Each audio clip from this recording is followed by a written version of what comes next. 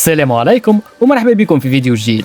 اليوم باش نحكيو على اخر اخبار الميركاتو في النادي الافريقي، خاصه في الفتره الاخيره صاروا برشا تطورات مهمه. نبداو بالخبر الاولاني، معتز زدام. بعد اسابيع من الاشاعات والتسريبات، اليوم نجموا نقولوا انه اداره النادي الافريقي وصلت لاتفاق رسمي مع اللاعب وسط الميدان معتز زدام، وحسب اخر المعطيات كل شيء تقريبا جاهز. بقى كان الانذار الرسمي في الساعات القادمه. معتز زدام مش لاعب جديد على البطوله التونسيه، تكون في النجم الساحلي ومن بعد خاض عدة تجارب مع فالميرا اللاتفي، المصري البورسعيدي، موديرن سبورت ومن بعد الترجي، وزاد كانت عنده تجربة في البطولة العراقية مع أربيل.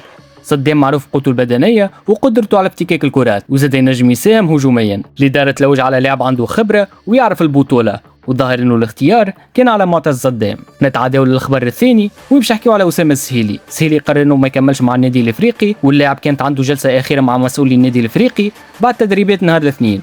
الاداره حاولت الوصول لاتفاق جديد لكن المفاوضات ما نجحتش، وبالتالي تم اغلاق الملف نهائيا. والوجهه القادمه نتاع السهيلي بتكون نادي الخالديه البحريني. نتعداو للخبر الثالث وباش نحكيو على توفيق الشريفي اللي امضى رسميا مع شبيبه القبائل الجزائري.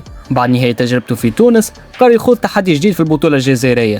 نتمنيو له كل نجاح في تجربته الجديده. نمشيو للخبر الاخير وباش نحكيو على سيف الدين الجزيري.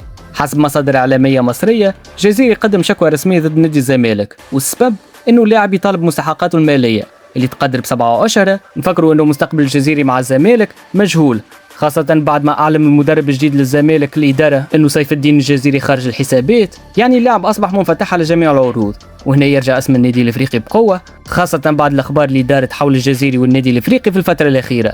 صحيح ما فما حتى اتفاق رسمي لحد الآن، أما في حالة فسخ العقد مع الزمالك الإفريقي نجم يدخل بقوة على الخط، خاصة أنه الفريق يلوج على مهاجم جديد. لهنا وصلنا لآخر الفيديو. كان تحب توصلك آخر الأخبار ما تنساش تخلي فولو. السلام عليكم.